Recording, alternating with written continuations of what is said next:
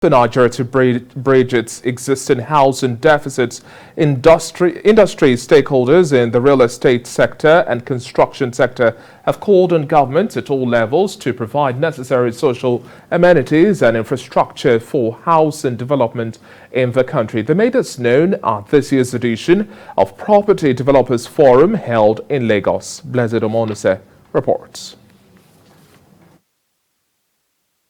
According to the latest gross domestic product report, the contribution of the real estate sector to the Nigerian economy increased by 10.84% in the fourth quarter of 2022, recording a 2.79 percentage points higher than the growth rate recorded within the same period in 2021. In spite of the relatively high market activity and increased private sector participation in the industry, Nigeria has not been able to meet up to its housing demand, which continues to increase by the day. Against this backdrop, industry stakeholders in the sector have converged on Lagos at the Property Development Forum to deliberate on ways to addressing these challenges. You can successfully do real estate development or housing development without funding, and that has been a major issue. Number two is collaboration.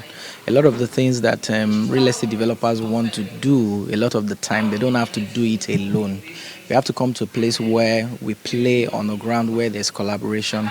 But for you to also do collaboration, there has to be synergy. On the public sector side, it's really about land and infrastructure accessibility to build infrastructure needed to make cities thrive. And I think for the private sector, it's really about innovation, research and development, finding more ways to make home acquisition more accessible and affordable.